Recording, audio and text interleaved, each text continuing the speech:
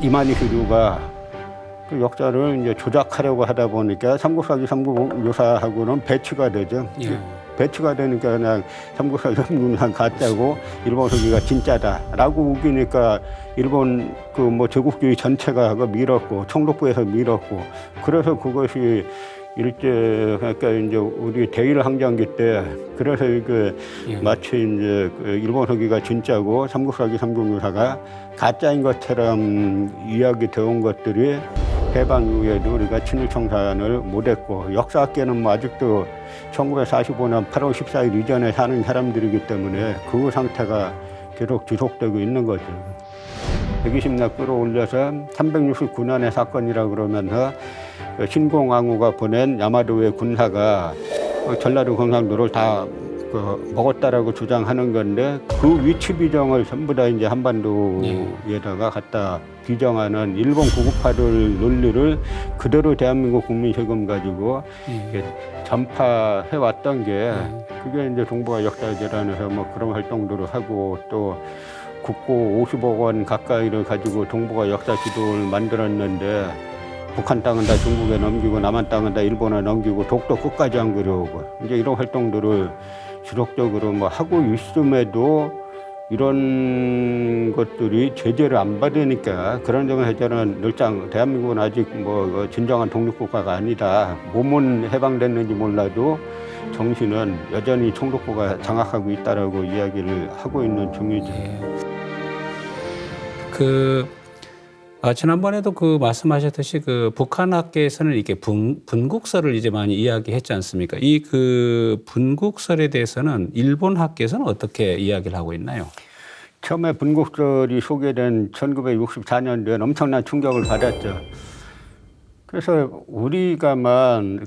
우리 학자들만 분국설에 가세했으면은 일본도 끝나는 건데 이 사람들이 옛날 독립운동가도 수기 보면 그런 대목 자주 나와요. 오히려 이 독립운동 하다 잡혀가지고 고문당할 때 일본인보다 더 악독하게 고문한 그 사람들이 일본군 헌병 앞대비 한국인들이다라고 하듯이 지금 이 사람들이 한국 학자들이 더 기를 쓰고 분국설을 비판하니까 일본인들은 봐라 한국의 학자들이 한국의 고려사 학자들을 다 분국설 비판하지 않느냐 그런 걸로 굳이 일본에서는 아직도 천황제가 있기 때문에 이런 거 비판하려면 상당한 용기가 필요한데 굳이 한국 학자들이 전부 다 분국설 비판하는데 일본에서 자기가 나서가지고 분국설이 맞다라고 하기는 용기가 필요하죠. 그런데 80년대에 일본의 당시 에가미 나미오라고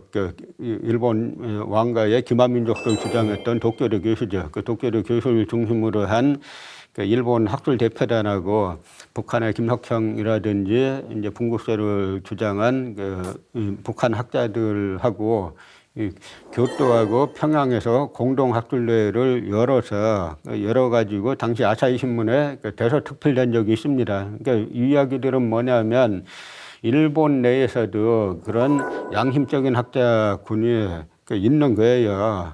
그러니까 이분들은 결국 지금 우리가 양심적인 학자들을 찾아가지고 동북아 역사재단 한국같이 자국사 연구에 돈 많이 쓰는 나라가 없어요. 동북아 역사재단, 뭐 한국학중앙연구원, 또 뭐 한국 학술연구재단, 뭐 국사편찬위원회 이런 데서 그 많은 돈을 가지고 이런 분들하고 공동학술대회를 해야 되는데 분국설 비판하면 더 이제 비판하는 분국설에 대해서 한국의 남한의 학자들이 더욱더 비판적인 태도를 취하니까 일본인들이 굳이 뭐 일본에서도 요구로 가면서 세층 연구비 받기도 힘든 이런 거를 하려고 생각을 잘 안 하죠.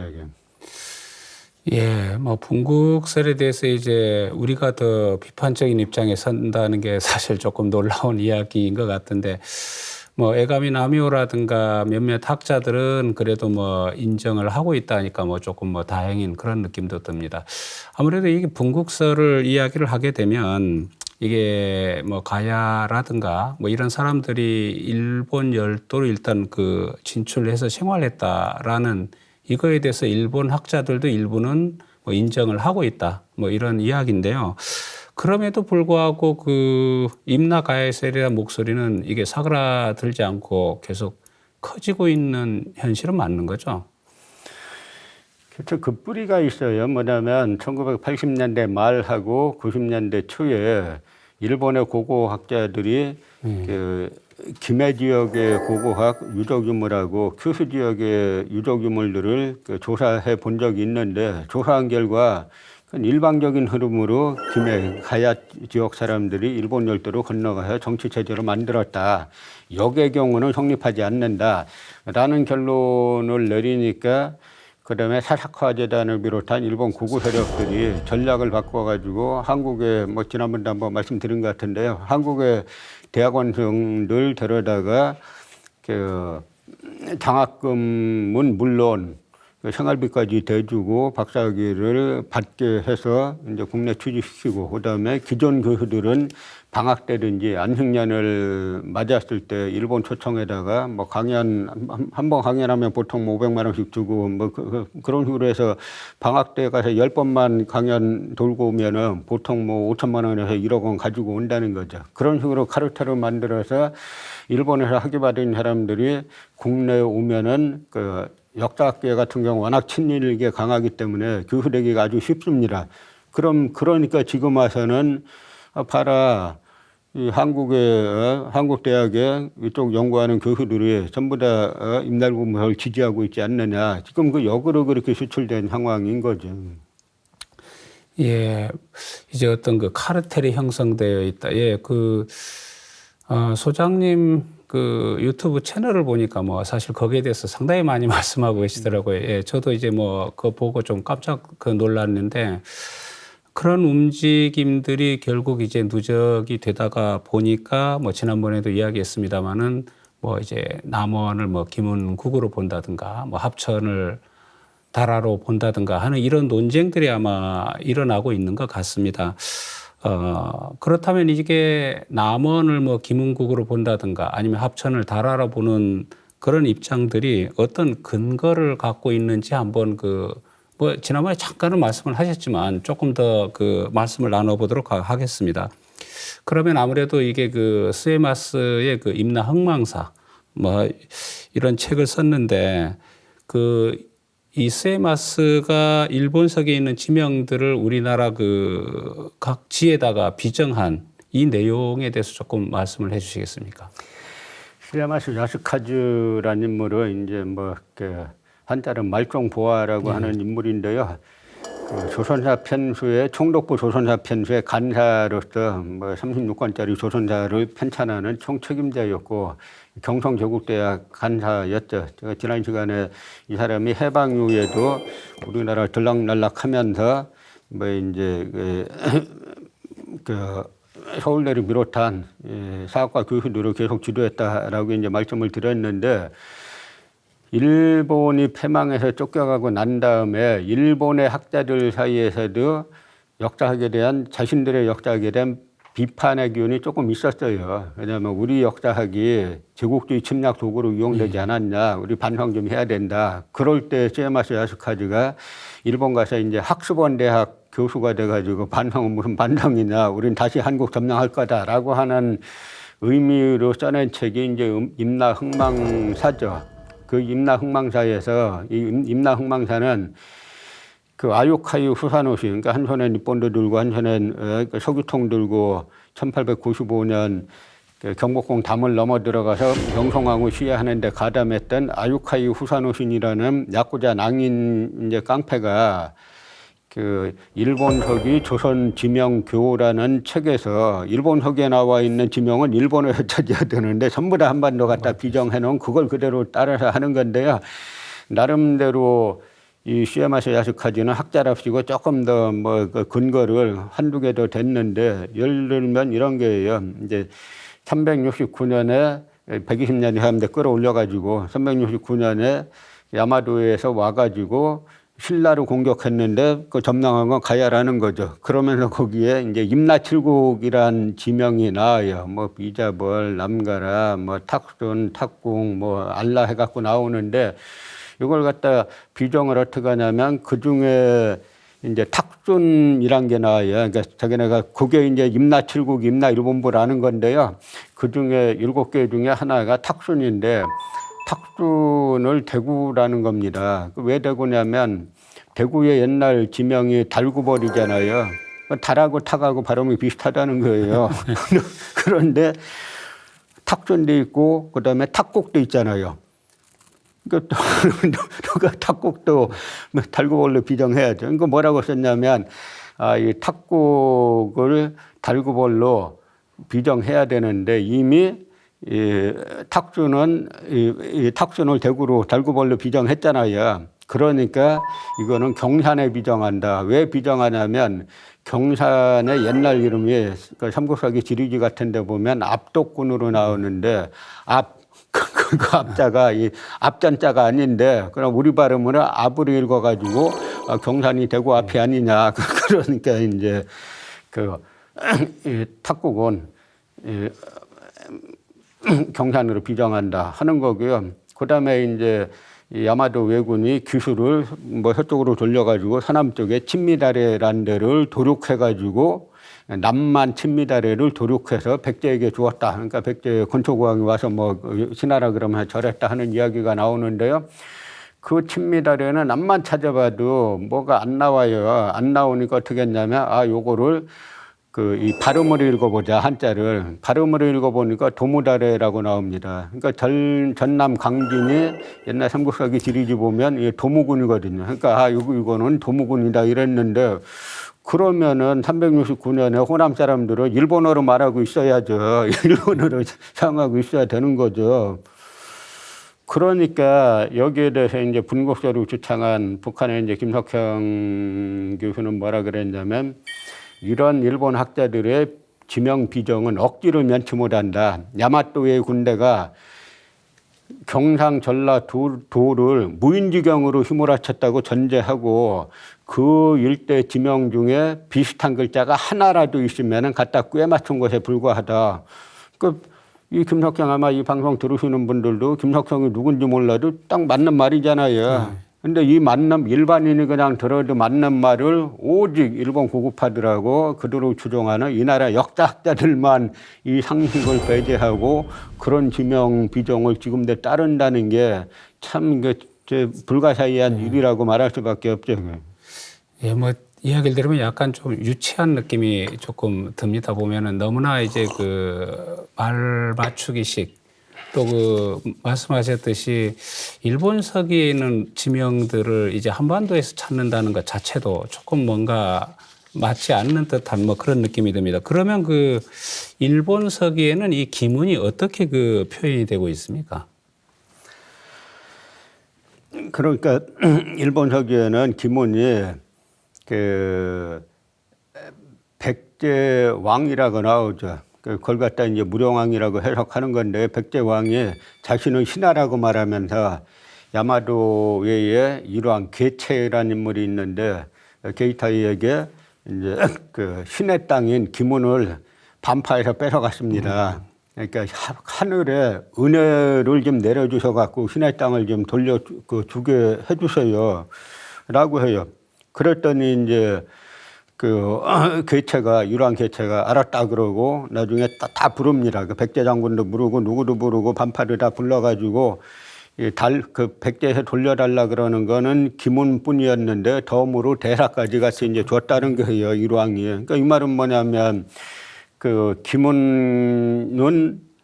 기문은 일왕이 소유하고 있는 거죠. 물론 백제 소유라고 말하지만 백제왕이 신하라는 거고, 그러니까 백제왕이 호소하니까 일왕 개체가 그래도 이 기문뿐만 아니라 대사까지 너한테 줄게 이랬으니까 그 처분권은 다 일본한테 있다는 건데요. 그러니까 문제는 기문을 갖다가 지금 전남 남원이라고 해놓고 유네스코에 신청까지 했잖아요.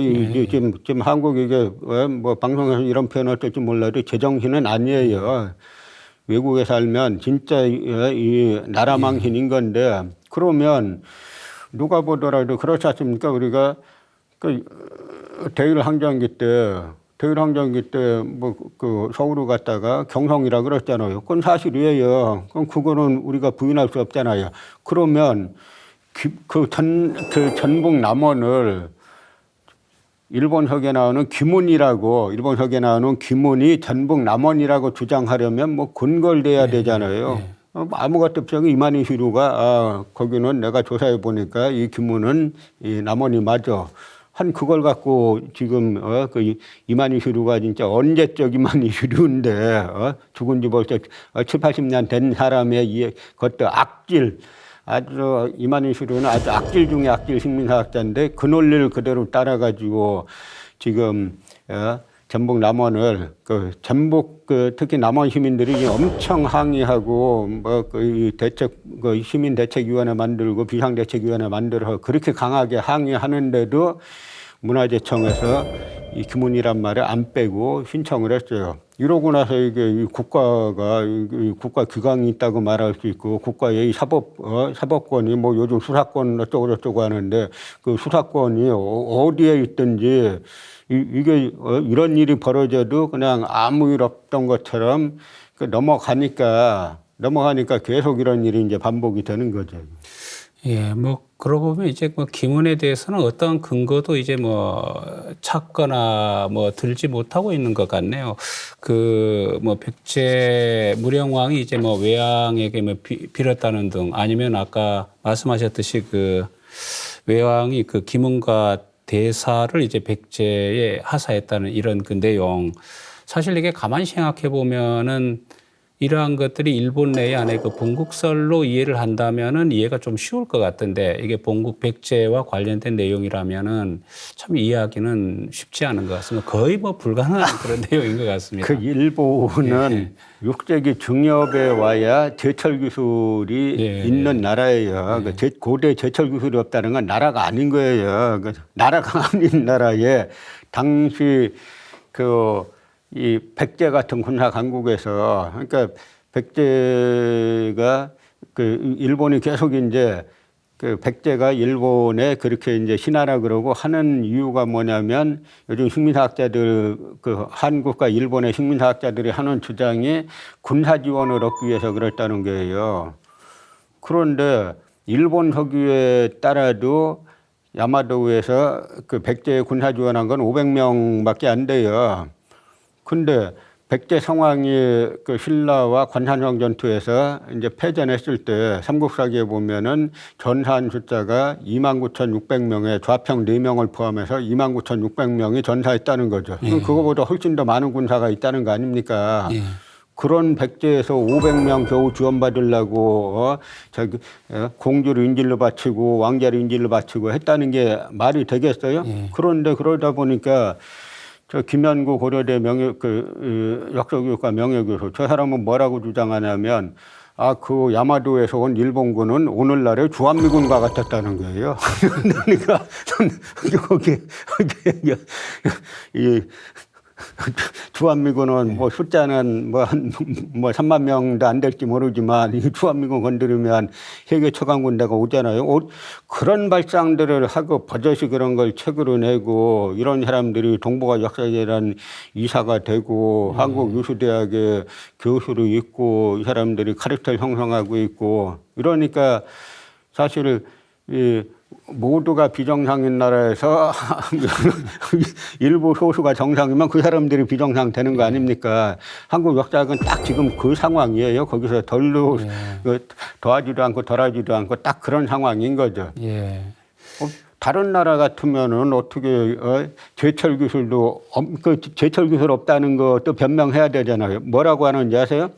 백제에서 동의서를 갖다 바쳤다는 게 야마도에 그래가지고 야마도에는 제철 기술이 없어도 군사 강국 기술이 있었다라고 하는 저런 주장을 하는 사람들이 그 유수한 대학의 교수고 이런 사람들이 국사편찬위원회, 동북아 역사재단, 한국학중앙연구원 이걸 다 뭐 차지하고 있고 정권 바뀌어도 뭐 이 부분은 별로 이제 바뀔 기미 별로 이제 진보 정권 촛불 정권 들어섰을 때 역사 운동하는 사람들이 많은 기대를 했는데 촛불 정권에서 역사 문제만큼은 다른 문제 모르겠습니다만 식민사학하고 거의 한 몸이 돼 갖고 그 움직여왔던 그런 역사가 뭐 있는 거죠. 그러니까 뭐 지금 새 정권에서는 어떻게 할지 좀 두고 봐야 되겠습니다만 이 문제 고치지 않으면은 이 나라 존속하리라고 믿기는 장구적으로 독립국가로 존속할 수 있겠는가라는 의문은 가질 수밖에 없게 돼 있는 상황입니다. 예, 뭐 소장님의 역할이 매우 아마 클 것 같습니다. 그 기문하고 이제 그 뭐 백제 무령왕 뭐 이런 이야기, 그럼 신라와 관련된 내용들도 있나요? 다 이야기들이 나오는데 뭐냐면 일본 후기 자체는 거짓말이든지 아니면 조금 전 그 교수님 말씀하신 것처럼 일본 내에 있던 분국들의 이야기라 그러면은 그건 가능한 이야기죠. 그래서 이제 북한학계의 김석형, 뭐 조유승 이 두 교수는 그런 주장을 하는 거예요. 뭐냐면 일본 서기는 야마도해가 열도로 통일해가는 과정에 이제 이야기를 쓴 거다. 이게 보면 이 사람들이 얘기하는 뭐 신라도 뭐 신라 백제 뭐 할 거 없이 전부 다 이제 야마도의 식민지라는 건데요. 그 중에 하나가 예를 들어서 이제 그 야마도에서 뭐 근강 모야신이라는 사신이 왔어요. 와가지고 백제 신라 두 왕을 오라고 불렀는데 그러니까 이제 안 오니까 막 꾸짖었다는 거죠. 그러니까 어디 상식적으로 이게 최소한 어떤 상식에 부합을 해야 역사라는 게 그 정도 야마도 외에 일개 사신이 와가지고 백제 신라 왕을 불러다가 뭐 이제 꾸짖을 수 있으려면은 그러니까 완전한 뭐 그 신하도 완전한 신하 관계인데 그렇게 되려면 야마도의 국력이 백제 신라보다 한 100배는 강해야 되는 거 아닙니까? 근데 제철 기술도 없는데 철도 못 만드는 나라에서 사신이 와가지고 이 왕들 다 모여 하면 다 모여야 된다는 거고 그런 발상 자체가 여기서 말하는 백제 신라가 우리가 아는 그 백제 신라면 100% 거짓말이지만 그게 아니고 사실을 담고 있는 거라면 일본 열도 내에 있었던 백제와 신라의 분국들과 야마도와의 관계를 쓴 거라 그러면 조금의 과장은 있을지 몰라도 뭐 그 어느 정도는 사실을 반영하고 있다고 이제 볼 수 있다는 거죠. 예, 상식을 벗어난 역사 기술이자 역사 해석인 것 같습니다. 그런 내용들로만 이제 보더라도 일본이 이제 뭐 전라도와 경상도를 이제 다스렸다는 말 자체가 너무나 이제 설득력이 뭐 떨어지는 것 같습니다. 그러면 일본 서기 외에 혹시 다른 어떤 사료들은 있나요? 일본 서기밖에 없는데요. 이 사람들이 일본 서기밖에 없다 보니까 어거지로 딴 중국 사료로 갔다가 어거지로 갔다 이제 막 갖다 씌우는 건데 일본 서기뿐만 아니라 일본에서는 이게 신찬 성취록이라고 812년인가 만든 일본 왕족을 비롯한 지배층들의 책이 있어요. 지배층들의 성씨에 관한 책이 있는데 거기에 무슨 얘기가 나오냐면 임나 국왕이 신의 나라 동북쪽에 삼파문이 있습니다라고 하는데 이 파자가 뭐 뱀파로도 읽고 하는 그 파자인데 그 파자를 갖다가 이 귀라는 거예요. 그러니까 저는 이 사람들 공부하는 방식 보면 파라고 썼으면 파라고 읽어야지 그걸 왜 귀라고 바꾸고 그다음에 중국의 딴 기록에 보면은 또 이제 사문 요건 이제 뱀사자로 썼는데 뱀사자로 쓴 거 요거는 뱀사자가 아니라 요거 귀자다 바꿔가지고 그러니까 전부 다 조작의 모든 자료를 조작해가지고 무슨 수를 써야 되는지 일본석에 나오는 기문을 이 전북남원에 이제 갖다 맞추는 거예요. 그래서 저희가 요즘 이제 이쪽 그 공부하는 뭐 민족사학, 결의사학 공부하는 분들 사이에서 이제 저 사람들 더 이상 강단사학 그런 표현 쓰지 말자라고 하면서 뭐라고 쓰면 좋냐. 그 중에 유력하게 요즘 나오는 게 역사 조작 집단이라고 하자. 그 말이 사실은 정확하게 반영하는 겁니다. 그 일본석에 한자로 기문이라고 나왔으면은 그 기문하고 똑같은 걸 뭐 하나를 찾아주면은 그러니까 이해가 가는데 하나도 못 찾으니까 글자로 조작해가지고 뱀사자로 썼으면 뱀사자로 읽어야지 왜 그걸 갖다가 기자로 읽고 그다음에 상파문, 중파문, 하파문 파자로 썼으면 파로 읽어야지 그걸 갖다 자기네 마음대로 그 하나 빼버리고 귀로 조작해가지고 이게 바로 기문을 말하는 거고 이게 또 더 문제는 이게 남원을 말하는 겁니다. 그러면 그 신찬성취록에 일본의 신찬성취록에 임나 국주가 신의 나라 동북 쪽에 상파문 뭐 그 삼파문 해가지고 상파문, 중파문, 하파문이 있다 그랬는데 지금 임나가 경상도라는 거잖아요. 그럼 동북 쪽이면은 그러면 이제 기문이 어디 지금 강원도 있다는 거예요. 저 이 동해 바닷가 있다는 거예요. 그러니까 이 사람들은 그 문장 어쨌든 문장 전체를 가지고 요게 이렇게 말해야 되는데 그게 아니라 글자 하나만 자기 마음대로 바꿔가지고 결론은 하여간 결론은 옛날에 우리 양복 있었잖아요. 그 양복 네. 결론은 벗긴 거만은 그 뜻이 결론은 기문이고 결론은 남원이다. 그러니까 거기다 딱 갖다 꽤 맞추는 거고 그런 말도 안 되는 이건 초등학생도 이런 식으로 논술 쓰면 다 낙제될 건데 이런 주장을 대한민국 유후한 대학의 역사과 교수들이 하고 그걸 국가 권력으로 유네스코 신청하고 하는 이게 제정신이 아닌 거예요. 예. 그 또 한원의 웅진하, 기문하 요 문제 있는데 그거를 그 금강이나 섬진강 또는 그 남강으로 보는 주장도 뭐 있다고 들었습니다만은.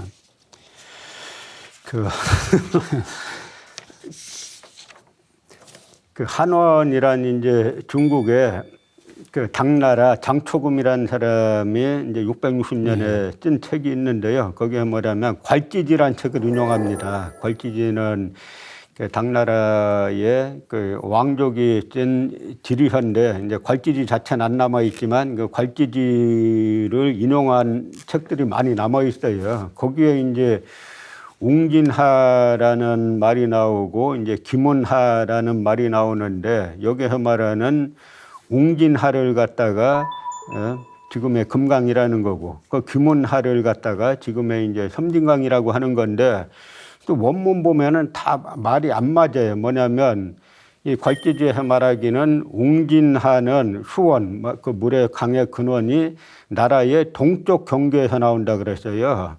그런데 금강은 수원이 어디냐면 전라도 장수군 신무산이에요. 전라도 장수가 그 백제의 동쪽 경계라고 볼 수 없잖아요. 또 뭐냐면 그 기문하에 대해서는 수원이 그 나라 남산에 있다 그랬어요. 그러면 그 나라 그 백제의 남산이면은 이걸 갖다 뭐 당시 웅진으로 치면은 금강 남쪽이라든지 뭐 그 사비로 치면 부여 남쪽이 돼야 되지 않습니까? 그런데 이 섬진강의 수원은 어디냐면 진안 장수 팔공산이에요. 전혀 앞뒤가 안 맞고 특히 또 기문하에 대해서 뭐라고 그랬냐면 그 강에 사는 어족들은 중국과 같다. 그럼 지금 섬진강에 사는 어족들이 중국하고 같은지 다른지 아세요? 지금 우리가? 그러니까 이 이야기들은 전부 다 대륙에 있는 이야기들을 말하면은 저 강이 예를 들어서 뭐 그 중국과 가까운 지역적으로 가까운 그 뭐 산동반도와 가까운 발해 연안이라든지 이쪽에 있는 어디를 이야기했다 그러면 이해가 가는데 아니 당나라 왕자인 이태가 쓴 책이 괄지지인데 이태가 여기 섬진강에 노는 물고기가 무슨 물고기가 있는 줄 알고 그 물고기가 중국의 강들의 물고기와 같은지 다른지 어떻게 알고 썼냐 하는 이야기예요. 다 조금만 들어가 보면 다 이런 식의 말 같지도 않은 걸 갖다가 일반 국민들이 누가 보고 일반 정치인들 관료들이 이걸 원문을 누가 보겠어. 우리가 대학교 사학과 교수인데 우리가 말한 그대로 믿겠지 해가지고 그냥 이런 이야기는 하나도 안 하고 웅진아가 나오는데 그게 바로 금강이고요. 여기 김은아가 나오는데 그게 바로 섬진강입니다. 그래서 이 김은은 남원입니다. 이런 거 원문을 모르는 일반 국민이나 정치인이나 관료들이 볼 때는 이거 뭐 유수한 대학교 교수가 하니까 맞겠지. 이제 그런 식으로 넘어가는 건데요. 문제는 이걸 갖다가 뭐 문화재청이라든지 역사를 좀 아는 사람들이 근무하는 집단에서 이걸 갖다가 그 유네스코에 남원의 김은으로 신청했다는 이거는 카르텔과 뭔가 배경이 있다라고 의심할 수밖에 없는 거죠. 뭐 김은이라는 그 글자 자체가 그렇게 다름에도 불구하고 그런 이야기들이 있다면 아까도 이제 소장님께서도 그 말씀을 하셨지만은 그 내용들을 실제 지도에서 찾아보려는 노력들은 안 하시나요? 여기에는 찾을 수가 없어요. 비슷한 글자가 하나도 없으니까 찾을 수가 없어요. 그러니까 찾으려면 일본 가서 찾으면은 일본의 고대 뭐 읍지라든지 이런 걸 가지고 찾아보면은 일본 내에서는 있을 수가 있겠죠. 근데 이제 일본은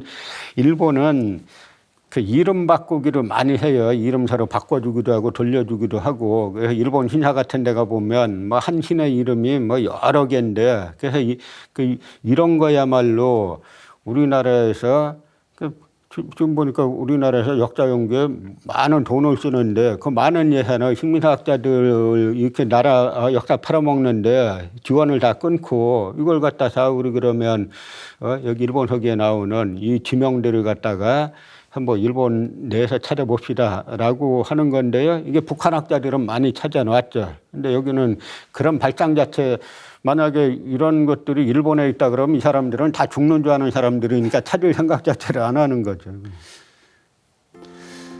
네, 일본 서기에 나오는 내용들은 현실하고도 동떨어져 있고 글자 자체도 다른 데다가 내용을 살펴보면 지리적으로도 전혀 맞지 않는 것을 확인할 수 있었습니다. 지금까지 한가람 역사문화연구소의 이덕일 소장님을 모시고 임나 가야설에 대한 주류 학계의 입장을 살펴보았습니다. 남원을 김은국으로, 합천을 다라국으로 주장하는 내용들도 살펴보았는데요. 군국주의에서 비롯된 임나 가야설을 우리 학계가 추종하고 있는 현실이 참담하기만 할 뿐입니다. 다음 시간에도 계속해서 김은국과 다라국의 호칭 문제를 알아보도록 하겠습니다. 예, 소장님 오늘 말씀 감사합니다. 네, 고맙습니다. 예.